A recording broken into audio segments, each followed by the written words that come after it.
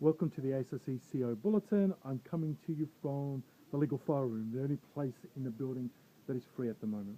Lots to update you on. Number one, thank you to everyone who's lent your support to our Right to Work campaign. Over 2,000 people have signed on to the petition, and over 50 NGOs have also lent their support. Love you to lend your support to go to righttowork.com.au, tweet, Facebook, post, share the message, let your friends know about it.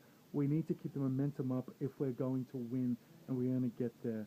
Two, on our Dandenong Centre, we're still working on that. We're just trying to secure an office space to deliver employment services to asylum seekers in Dandenong. That will be happening come June. So we're still very much on track. Three, strategic planning update. As some of you know, we're working on a new 4-year strategic plan as an organisation.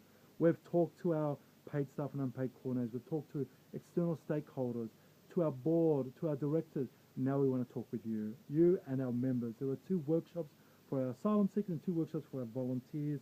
It's your organisation. Be part of it. Be heard. We're asking you to bring and think about 3 key things.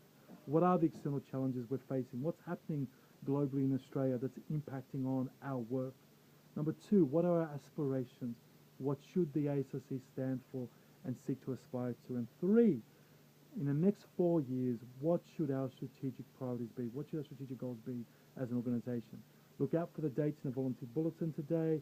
Love as many of you to come along as possible to feed into that and to be part of that. Number 4, an update on offshore processing. We keep putting the spotlight on it. You know, also Chill Out and Get Up also put out a new campaign called Out of Sight. Check it out as well, highlighting the attention on what's happening on Manus Island. No surprise to any of us the fact that you have seen some 19 asylum seekers, numbers between 19 and 30 being quoted, who have been moved from Manus Island due to health reasons onshore. While it's good news that's happened, in reality it was done sheerly out of medical necessity, nothing more than that.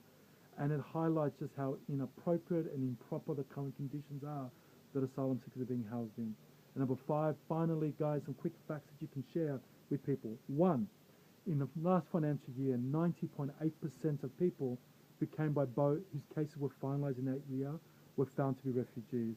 So much for people being economic migrants coming by boat.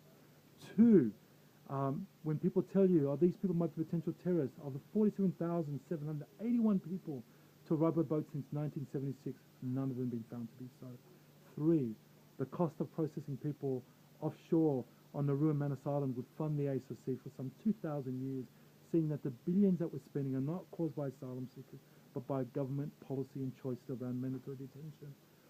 4, perspective.